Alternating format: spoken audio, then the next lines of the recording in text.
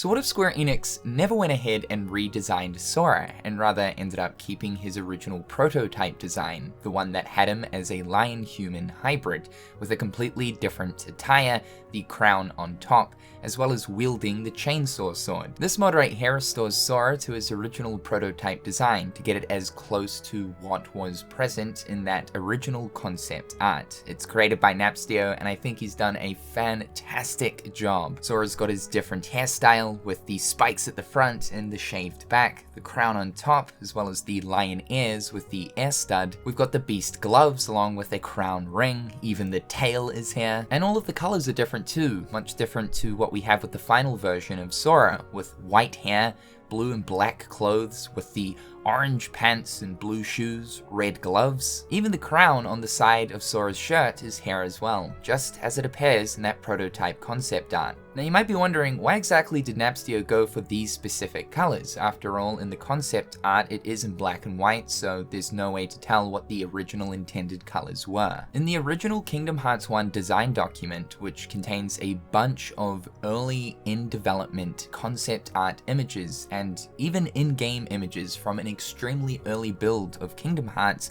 it is actually using a model of Sora that is designed after this original prototype concept art. We were talking about these in-game images towards the start of this year, and it was brought up in conversation as to whether or not these in-game images were actually official and real.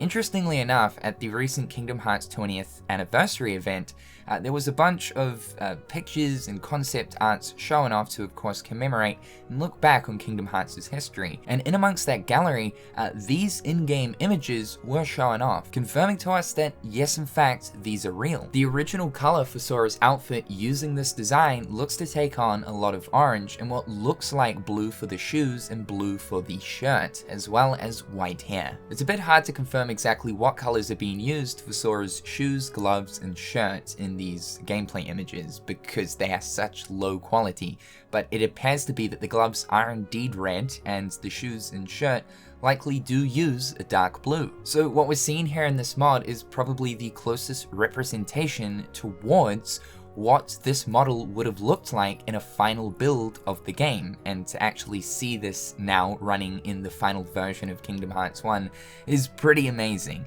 Big shout out to Napstio for the amazing work he's done here. The only thing we're missing right here is Sora's chainsaw sword. Obviously they ended up changing this entirely into a giant key, the Keyblade, as they were further developing the story. Again, the design of Sora in this human lion hybrid form is very early on in Kingdom Hearts' concepting stage. I still wonder if further on down the line Square Enix will ever come back to this original design and use it for a certain purpose, whether it be a particular form that Sora can take on, maybe something like original form. That would be kind of cool, with Sora even being able to use the chainsaw sword, so long as Disney don't have too many problems with it. Personally, I like the final version of Sora. I think it was smart to go ahead and make him just a normal human boy. It's a character that I feel more people can relate to, and with actually seeing a community-created 3D model of this prototype Sora, it does look wacky. I think it's cool for the novelty factor,